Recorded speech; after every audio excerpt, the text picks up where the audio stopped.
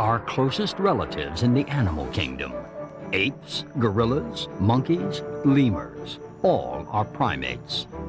It's a big family, more than 200 species, roughly split into two groups. The primitive primates, lemurs, tarsiers, and bush babies, and the higher primates, the apes, the monkeys, and us. The biggest is the mountain gorilla, 400 pounds of solid muscle. The smallest, the mouse lemur, is tiny enough to sit in a human's hand and still have room to stretch its tail.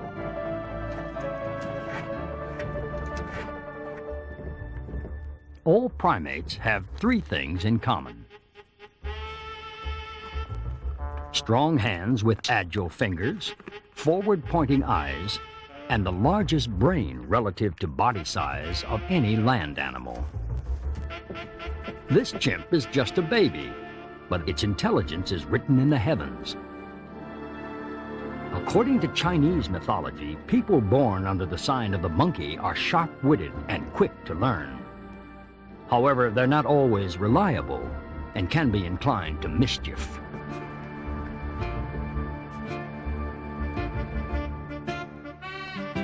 The chimpanzee's brain power is a formidable weapon for survival. But it's not a matter of all brains and no brawn. When this chimp grows up, she'll weigh in at a hefty 75 pounds, and those teeth can bite. She'll be fast on her feet, too, on the ground and in the trees. Most primates are tree dwellers, living in the dense rainforests of Asia, South America, or Central Africa. Others have adapted to life on the plains and even the snow of high mountains. The most widespread of all primates, the human, has extended its range all over the planet.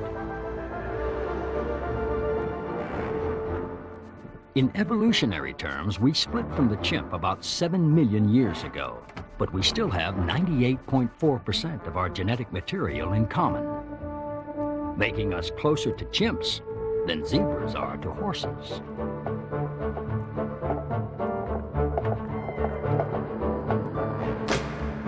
In the forests of Cameroon in Africa, legend tells of a man who fed bananas to a group of monkeys. One day, the ungrateful monkey stole his daughter and spirited her away. Desperate to get her back, the man drank a magic potion which turned him into a monkey. In this disguise, he joined a monkey troop and took a monkey bride. By the time he found his daughter, he had raised a new family, half monkey, half man. And they, according to the legend, were the first chimpanzees. Chimps live in complex social groups of 80 or more. Much of their time is spent just sitting around grooming. You scratch my back, I'll scratch yours, reinforces the bonds within the group.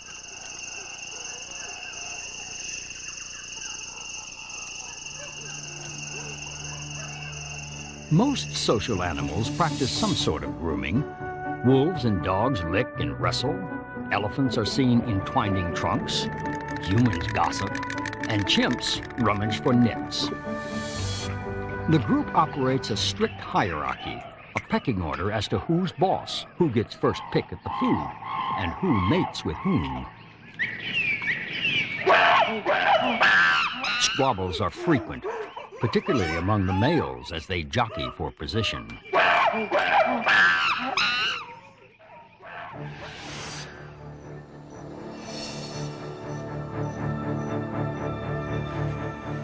One clear advantage of living in a big community is mutual protection. Squirrel monkeys in the South American rainforest live in large groups, sometimes as many as 200. They travel through the trees performing daredevil acrobatic feats, their eyes forever flickering on the lookout for danger.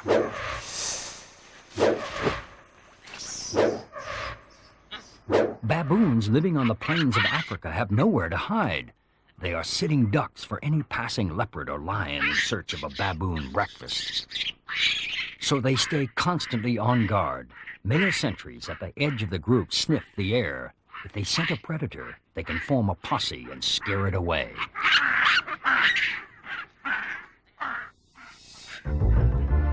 Like the baboons, our chimp could, with a little help from her troop, chase off most predators. Any defense strategy is improved by a good early warning system. The African vervet monkey has 6 distinct warning calls, each signifying a different threat.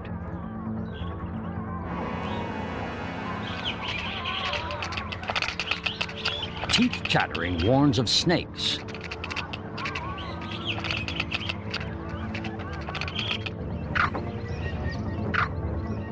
A short bark means threat from the air, which tells the vervets to hurry up into the trees, where the bird can't attack without damaging its wings.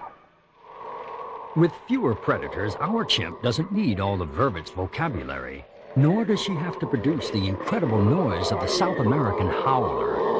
Its jaws have a special resonating chamber, so it can be heard up to 2 miles away.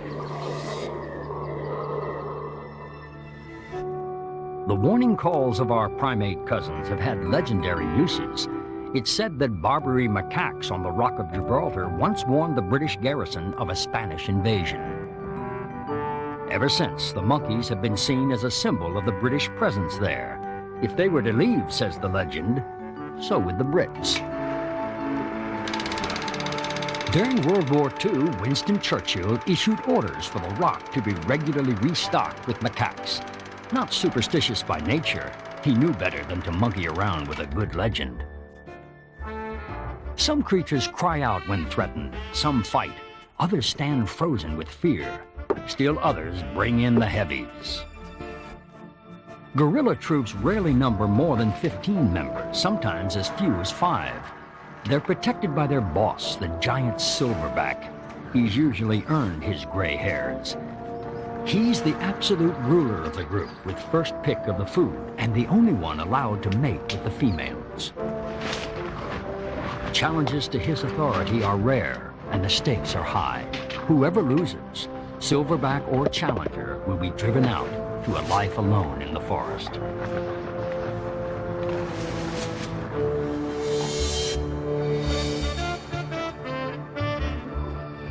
Only one higher primate is used to this kind of life. The orangutan lives alone, spending its days wandering the forests of Borneo and Sumatra in Southeast Asia. Each individual claims strict territorial rights over its patch of forest, warning off interlopers with eerie cries.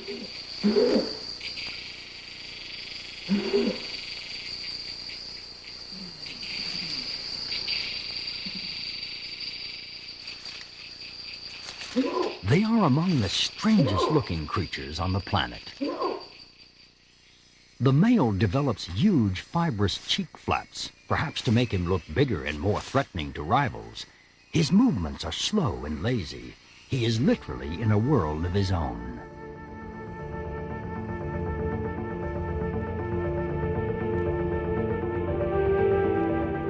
The word orangutan is Malay for man of the forest. One legend claims they're descended from humans. Punished for crimes against the gods, they forfeited their power of speech and were condemned to live as lonely outcasts. The Dayak people of Borneo worship the solitary wanderers as the lost spirits of their ancestors, big, shaggy, pot-bellied ghosts. Back in the chimpanzee community, the young chimp is never short of companionship.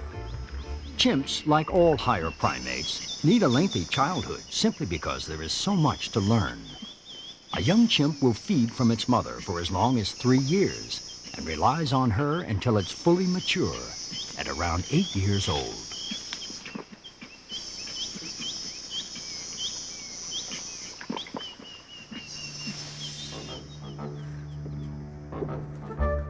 All young chimps have a tuft of white fur on their rumps. A chimp tail light. It makes the baby easy to spot.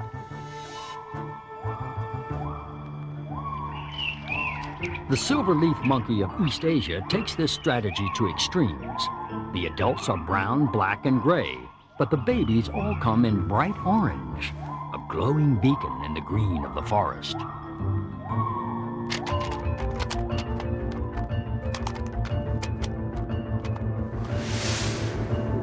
Mountain climbers dress by the same principle, wearing bright colors to make it easier for rescue teams to spot them. With no safety harnesses, primates are born with an instinct to hang on. When making death-defying leaps through the trees, they need it. Even on solid ground, a firm grip is needed. Young baboons hitch a ride any way they can. According to one of Aesop's fables, when an ape has twins, it loves one baby but scorns the other. The mother carries her favorite in her arms, while the despised one has to cling to her belly. When the mother grows tired, she drops her darling, but the less favored twin clings on. The moral? Sheer tenacity is often more useful than being the favorite.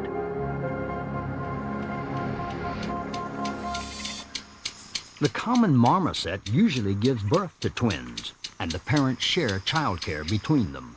The mother looks after one while the father raises the other, handing the infant over to the mother only for suckling.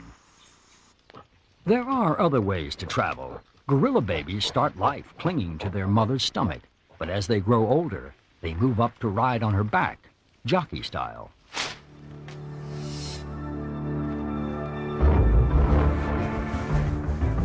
As our chimp grows older, adolescence brings an important rite of passage. Male chimps stay put in the group, but the female often leaves to find a new community. It's thought she's in search of new mates to avoid inbreeding, but while looking for her new home, she'll live alone, away from the protection of the troop. It's a challenging and dangerous time. There are noble precedents for her journey. In Monkey, a classic of Chinese literature, a monkey is expelled from heaven for stealing the peaches of immortality. It goes off alone on an epic journey to find a path back to paradise. Using wit and magic to subdue demons and dragons, finally it is welcomed back to heaven as a Buddhist saint. The ape who truly touched the heavens was Ham, the American chimpanzee. In January 1961, he spent 16 minutes flying in a spacecraft at 5,000 miles an hour.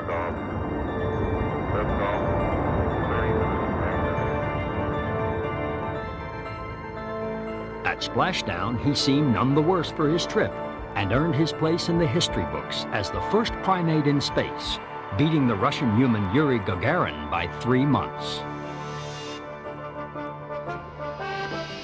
It used to be thought that chimps lived in caves. Their scientific name, Pan troglodytes, means cave dwelling. But actually, they build nests from branches and vegetation to provide a cushion and some safety from predators.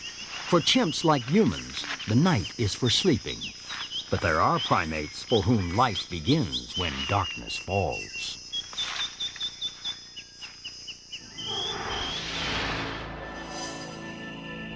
Though it has the face of an owl and the killer instinct of a shark, the tarsier is a primate.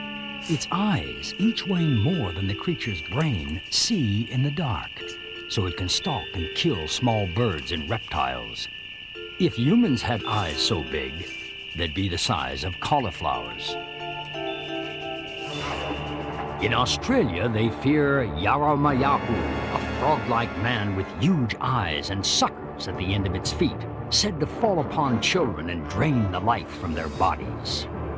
The origin of this superstition seems to be the tarsier, yet there are no tarsiers in Australia.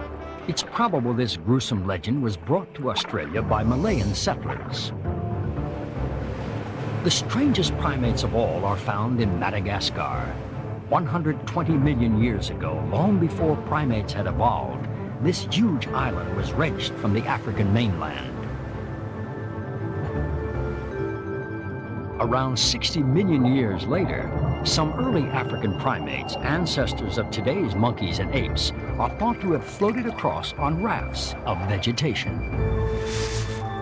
Cut off from the rest of the world, they have since evolved as a unique group of primates, the lemurs.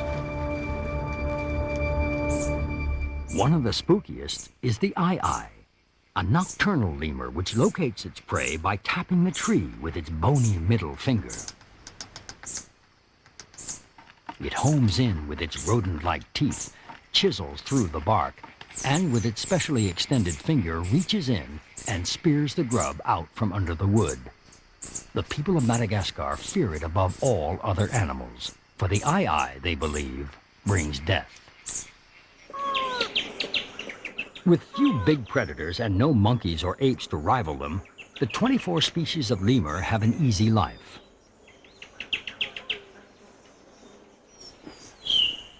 Local legend says that the ring-tailed lemur worships the sun. Since it's a common sight to see them at the start of the day grabbing a few rays, the legend is easy to believe.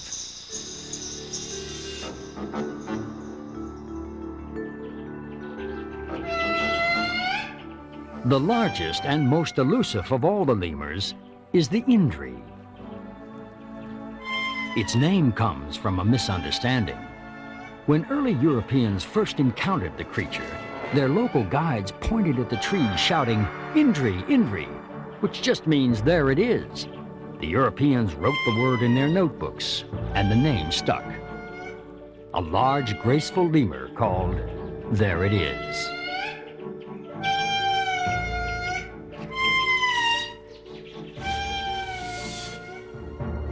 Back on mainland Africa, alone in the wild, our chimp must fend for herself. She'll eat anything, fruit, insects, even meat if she can catch it.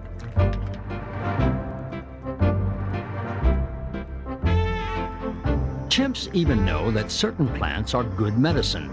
They've been known to chew aspilia leaves, an antibiotic used in human medicine to get rid of stomach parasites. Baboons, too, are meat eaters, ambushing their prey.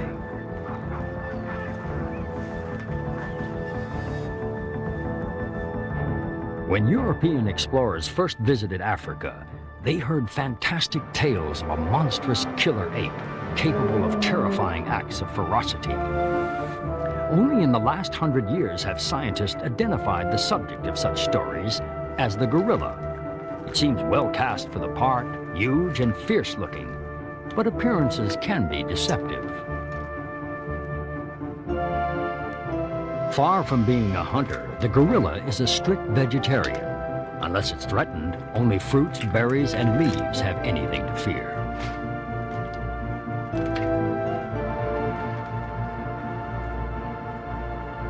But the myth that somewhere out there lives a ferocious primate still persists all over the world.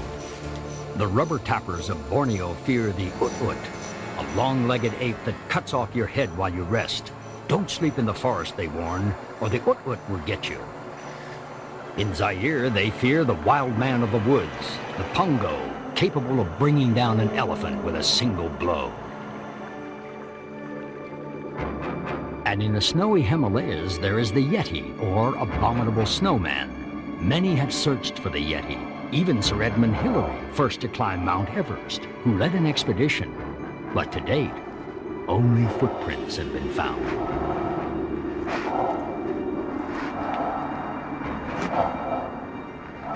Some of the tales are less fantastic. The bonobo, or pygmy chimp, was thought to be a mythical beast until in 1929 it was found to be real, living deep in the forests of Zaire. They're similar to chimps, living in the same close communities, but they're slimmer. When they walk upright, they are the most human-looking of all primates. Early myths describe them as a race of tiny people. Many primates can walk upright, but the only one designed to do so all the time is the human. Our skeleton has adapted. The spine adjusted our center of gravity. Long legs allow us to stride out, but our arms have shortened. If we had arms as long as a chimp's, we could easily scratch our ankles without having to bend over, though walking on our hands would still be difficult. The great apes, like our chimp, practice knuckle walking with the feet flat, but the fingers folded. The knuckles are especially strengthened to do this. But most other primates spend their time in trees and are ill-adapted to walking on the ground. Instead, they have developed gymnastic skills.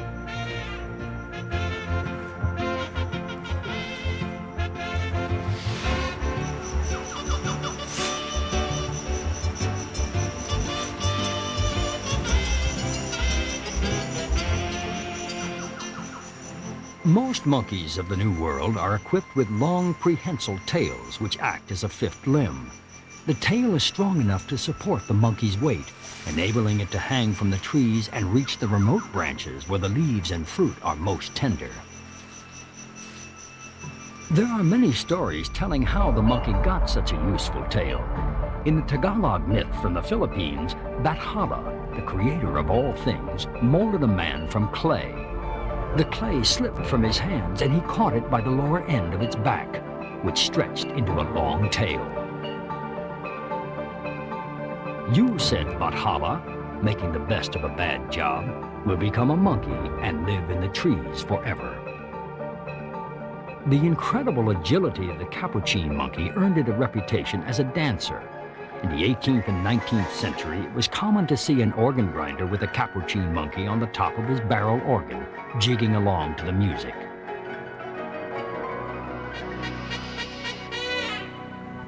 The monkey's agility has been exploited in other ways. In Thailand, some specially trained macaques are put to work as coconut farmers, climbing the high palms to gather the crop.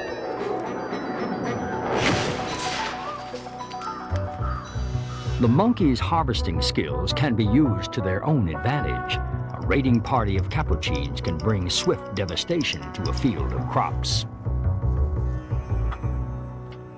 A Hindu story tells of a monkey stealing mangoes from a giant's garden. As punishment, the giant burned its hands and face, and now all Hanuman langurs have black faces and hands. In another Hindu tale, the god Rama lost his beautiful bride to a marauding demon. Rama's friend, a monkey named Hanuman, saved the bride, and as a reward was made a god himself. The temple at Varanasi in India is sacred to him. Hanuman langurs are allowed to come and go as they please. The real king of the swingers is the gibbon. It has no prehensile tail, but gets around by a hand-over-hand style of locomotion known as brachiation.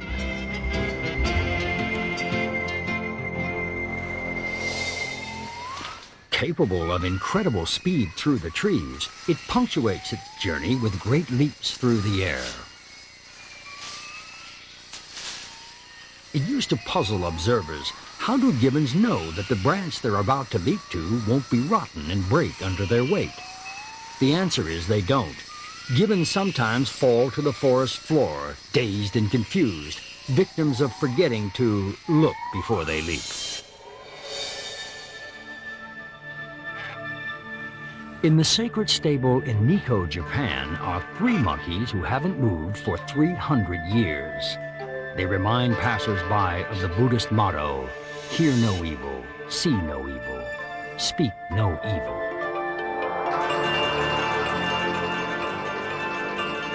To survive on her own in the wild, our chimp will need all of the primate's special abilities.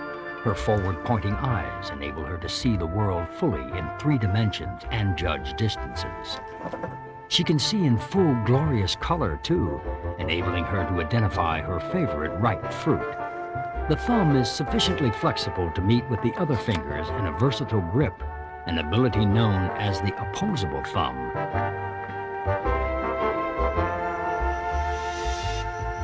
The delicacy of this grip can be seen in the chakma baboon, feeding on seeds.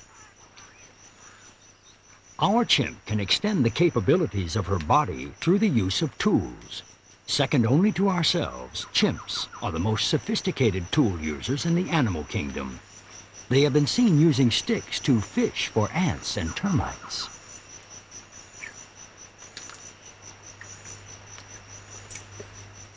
A bunch of half-chewed leaves becomes a sponge to collect rainwater from hollows in trees.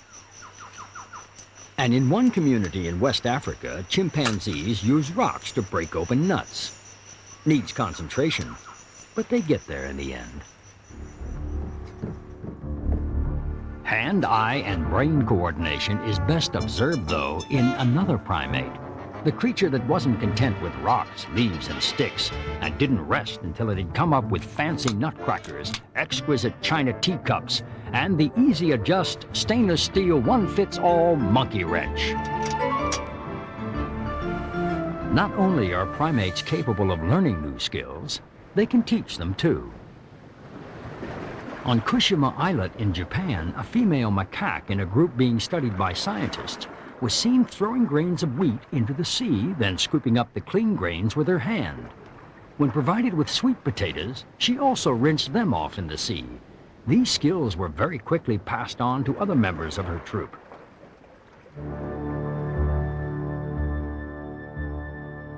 Remarkable though these skills are, when Charles Darwin first suggested that humans were evolved from something like the apes, people thought he was trying to make monkeys out of them. The similarity between humans and primates has had some unfortunate consequences. During the Anglo-French War in the 19th century, a circus ship was wrecked off the northeast coast of England near Hartlepool. The sole survivor was a monkey. The patriotic people of Hartlepool had never seen a Frenchman. They tried the monkey as a French spy, found it guilty, and hanged it. The people of Hartlepool are still sometimes called monkey killers, but rarely to their faces.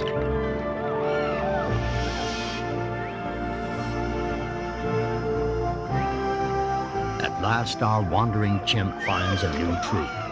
She'll need all her social skills of grooming and communication to find acceptance, and she'll have to start at the bottom of the pecking order. But if she's successful in producing offspring, her standing in the community will gradually improve, and all her skills will be passed on to a new generation.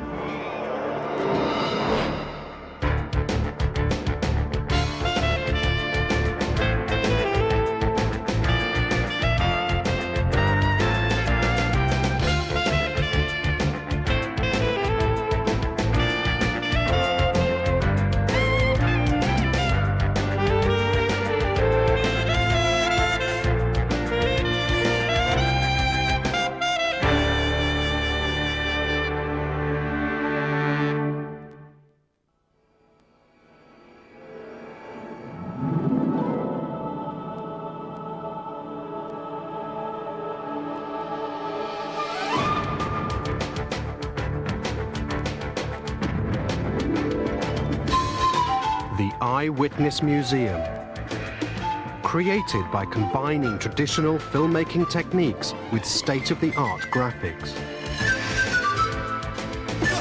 stripping away the mysteries of nature and science to reveal the essence of each subject, bringing the world into sharp focus. The making of Eyewitness.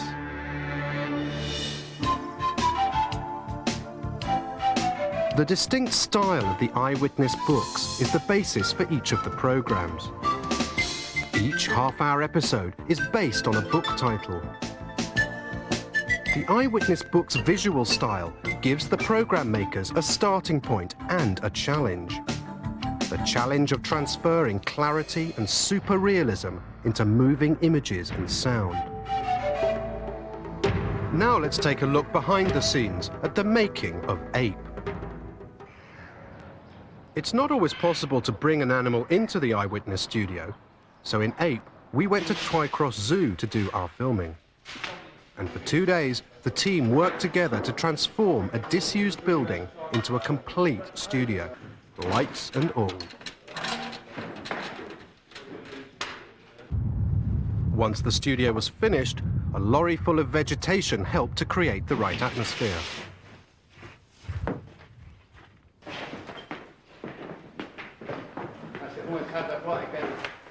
It was all hands on deck before the set was ready for one of the apes to be brought in. Enter one of our stars.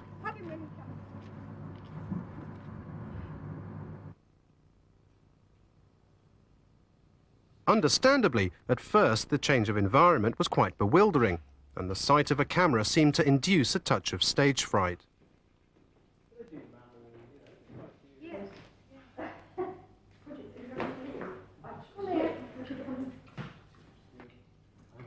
But after a short while, the nerves faded away and the gorilla's natural curiosity took over.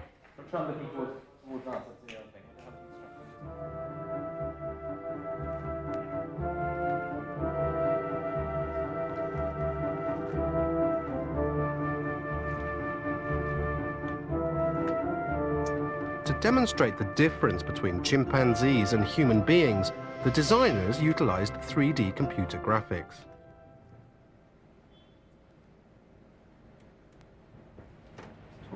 The previously shot footage of the chimp is stored into the memory of a computer.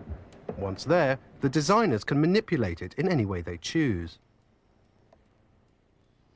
We electronically morphed the chimpanzee's skeleton into that of a human being to show the differences. It looks easy, but each step can take hours.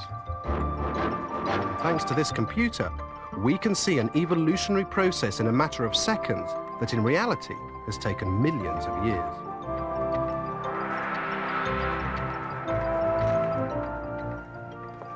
Throughout the Eyewitness series, a great many objects have been filmed against a white background, creating the unique Eyewitness style.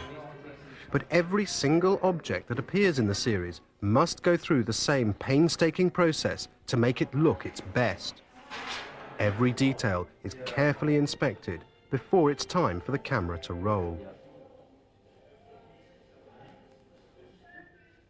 After filming, all the props and supports must be electronically removed before the object can be included in the finished sequence, where, in true Eyewitness style, it is seen clear and clean against the white background.